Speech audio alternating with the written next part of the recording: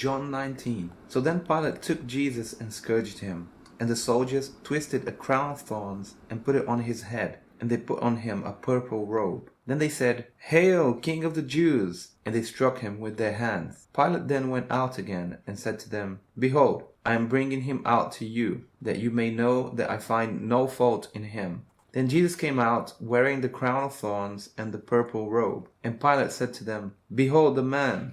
Therefore, when the chief priests and officers saw him, they cried out, saying, "Crucify him! Crucify him!" Pilate said to them, "You take him and crucify him, for I find no fault in him." The Jews answered him, "We have a law, and according to our law he ought to die, because he made himself the Son of God." Therefore, when Pilate heard that saying, he was the more afraid, and went again into the praetorium, and said to Jesus, "Where are you from?" But Jesus gave him no answer. Then Pilate said to him, "Are you not speaking to me? Do you not know that I have power to crucify you, and power to release you?" Jesus answered, "You could have no power at all against me, unless it had been given you from above. Therefore the one who delivered me to you has the greater sin." From then on, Pilate sought to release him. But the Jews cried out, saying, "If you let this man go, you are not Caesar's friend. Whoever makes himself a king speaks against Caesar." When Pilate therefore heard that saying, he brought Jesus out and sat down in the judgment seat in a place that is called the Pavement, but in Hebrew,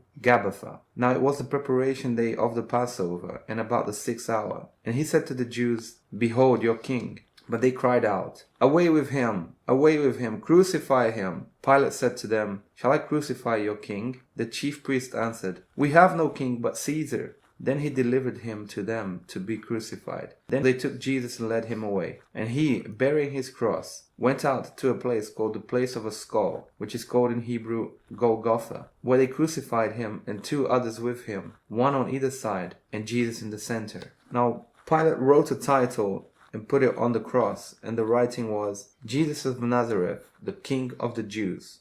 Then many of the Jews read this title, for the place where Jesus was crucified was near the city, and it was written in Hebrew, Greek, and Latin. Therefore the chief priests of the Jews said to Pilate, "Do not write, the King of the Jews." But he said, "I am the King of the Jews." Pilate answered, "What I have written, I have written." Then the soldiers, when they had crucified Jesus, took his garments and made 4 parts, to each soldier a part, and also the tunic. Now the tunic was without seam, woven from the top in one piece. They said therefore among themselves, "Let us not tear it, but cast lots for it, whose it shall be, that the scripture might be fulfilled which says, 'They divided my garments among them, and for my clothing they cast lots.'" Therefore the soldiers did these things. Now there stood by the cross of Jesus his mother, and his mother's sister, Mary the wife of Clopas, and Mary Magdalene. When Jesus therefore saw his mother, and the disciple whom he loved standing by, he said to his mother, "Woman, behold your son." Then he said to the disciple, "Behold your mother." And from that hour that disciple took her to his own home. After this, Jesus, knowing that all things were now accomplished,